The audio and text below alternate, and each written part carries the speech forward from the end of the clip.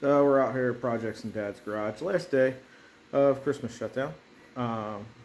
Over shutdown, we worked on some of the 3D printer stuff. So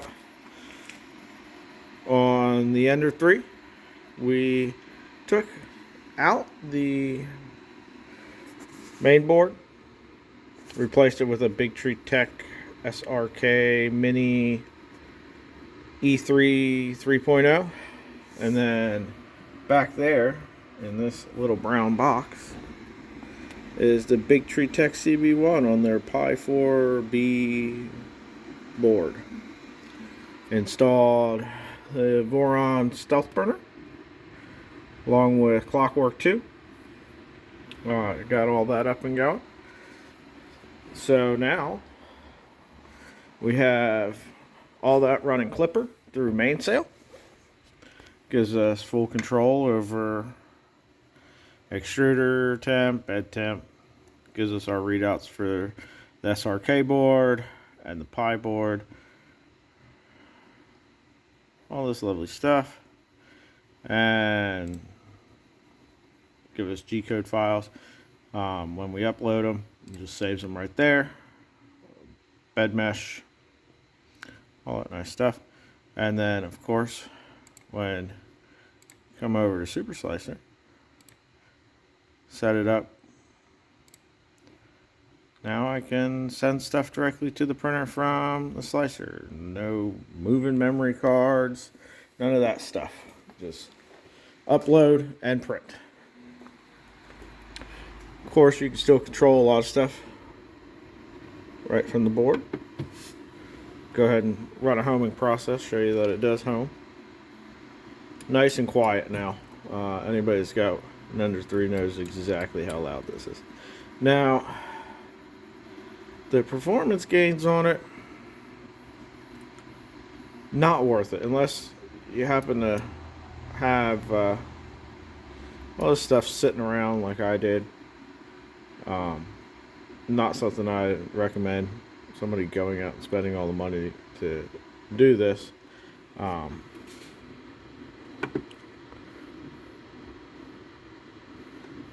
Let's see.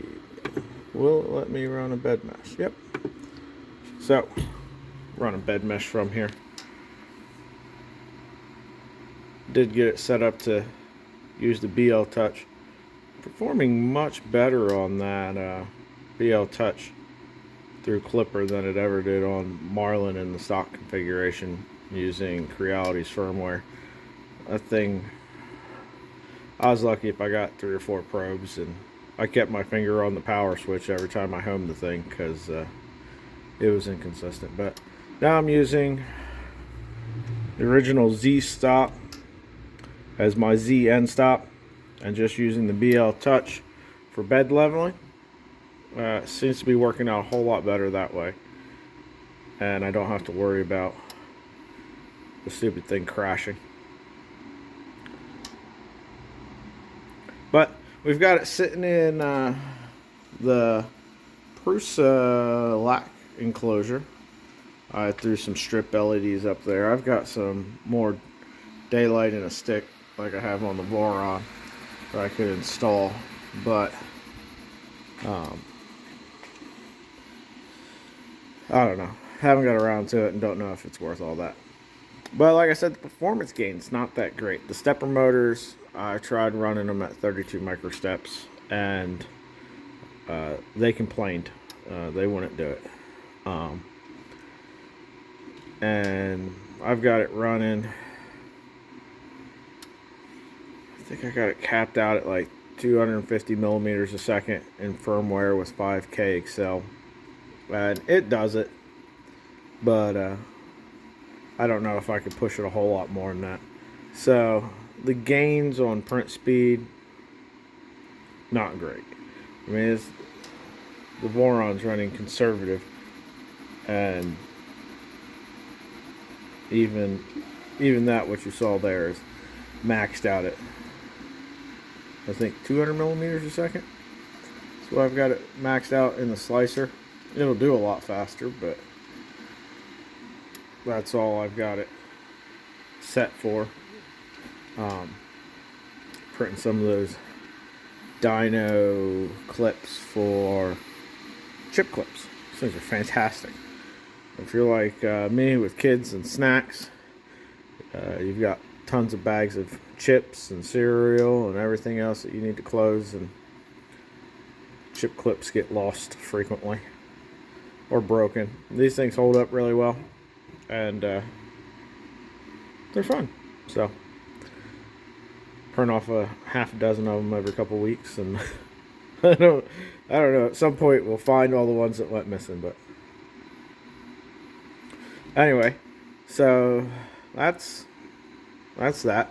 We do have a couple other things coming, and hopefully I can get another webcam, because the webcam I had is sitting in the back of the Voron. There is my monitoring camera. But projects coming up is CAN bus, Clockwork 2, and tap on this. We're going to move that webcam up here in the corner so it looks down, get a little bit better view. That worked fine, but it doesn't give me the entire print surface,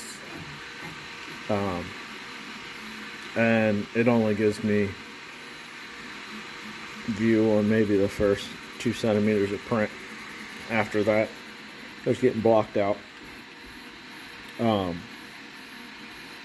So yeah, that's what we got.